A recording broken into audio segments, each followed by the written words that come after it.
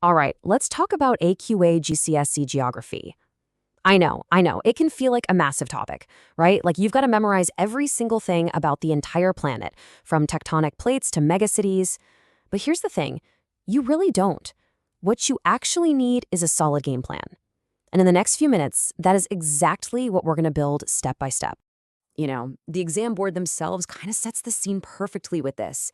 You'll see these terms pop up all the time: HICs, NEEs, and LICs. That's just higher income countries, newly emerging economies, and lower income countries. Easy. But the key word here is exploring. This whole course isn't just about learning facts for an exam. It's designed to get you thinking about the biggest issues our world is facing. So try to keep that idea of being an explorer in your head, because honestly, that's how all the pieces start to connect. Okay, so here's our roadmap. First up, we'll touch on why this subject is actually so important. Then, the big one. We're going to break down the 3 exam papers you'll be sitting. After that, we'll decode how the marks actually work, get to grips with the key skills you need, and finally, lay out a super clear revision game plan. By the end of this, you'll know exactly what you need to do. Right, section 1, why should you even care about geography beyond just, getting a good grade? Well, it's simple. Because it's about the real world. Think about it. Every single time you switch on the news, you are seeing geography in action.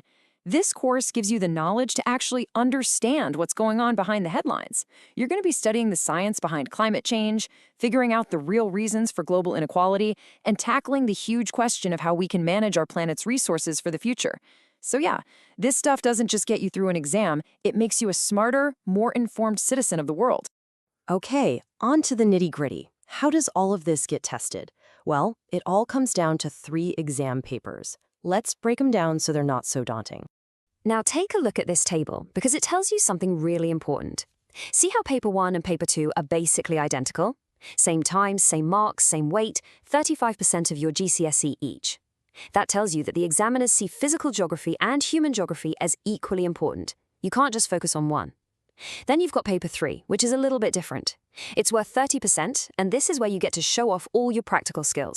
So paper 1 is all about the planet's raw power. We're talking natural forces. You'll be studying everything from the tectonics that cause massive earthquakes and volcanoes to the wild weather that creates tropical storms. You'll also dive into amazing ecosystems like rainforests and even explore the UK's own landscapes, how our coasts, rivers, and ancient glaciers have shaped the land. And if paper 1 is about the planet, paper 2 is all about the people on it. This is where you investigate things like the insane growth of megacities. You'll also try to understand why there's such a massive development gap between rich and poor countries and tackle one of the biggest challenges we face. How do we manage food, water, and energy for billions of people? Paper 3 is, well, it's different. It's your chance to really shine as a geographer. It's not just about what you can remember, it's about what you can do. It's split into 2 main sections: issue evaluation, where you'll look at a real-world problem, and fieldwork, where you'll be quizzed on your own research. This paper is all about skills in action. Now let's talk about something that is absolutely crucial. How do you actually get the marks? Seriously, understanding this is the key to unlocking a higher grade, because you can target your revision so much better. Right. The exam isn't just one big essay. It's a mix of different question styles. You'll have some quick-fire multiple-choice questions, some short-answer ones that just need a sentence or 2, and then you have the big point scorers. These are the levels of response or extended prose questions. Basically, longer essay-style answers, where you have to build a proper argument. The only way to get good at these is to practice all of them. Okay, you'll probably see this little acronym SPaG floating around. What on earth is it, and why should you care? Well, you should care because it's probably the easiest way to bag extra marks in the entire exam. And this table shows you exactly why. On some of the longer questions in your exams, there are marks available just for your spelling, punctuation, and grammar. Seriously, if you write clearly, use your specialist vocab correctly, you can pick up to 3 extra marks. Think about that across 3 papers. That could be the difference between grades. It's the lowest hanging fruit there is. Don't leave those points behind. So we know what's in the papers, and we know how they're marked. And now let's look at the skills that separate the good students from the great students. This is all about learning to think like a real geographer. First up, a huge part of your course, and something you'll definitely be asked about in paper 3. What actually is fieldwork? This is basically your chance to get out there and do some real, hands-on geography. It means going out of the classroom at least twice to investigate a specific question. You'll be the one collecting the data, we call that primary data, in two totally different places, like maybe a river and a busy city center. It's all about proving you can apply the theory you've learned to the real world.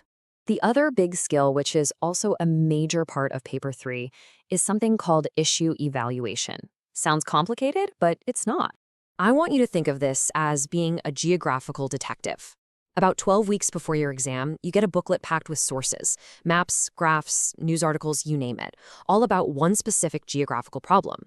Your job is to sift through all that evidence, understand all the different sides of the argument, and then come to a justified conclusion about the best solution. It's a massive test of your critical thinking skills. All right, let's bring it all together. We've covered the what, the how, and the why.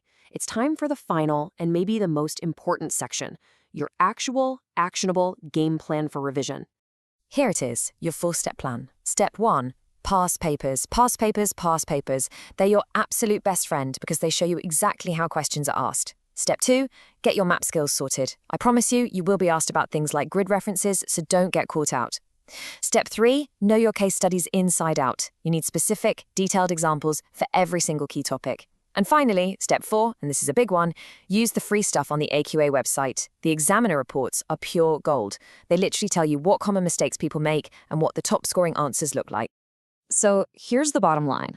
Getting a great grade in GCSE Geography isn't about getting buried under a mountain of information. It's about being smart. It's about having a clear plan and knowing exactly what you need to do to get the marks.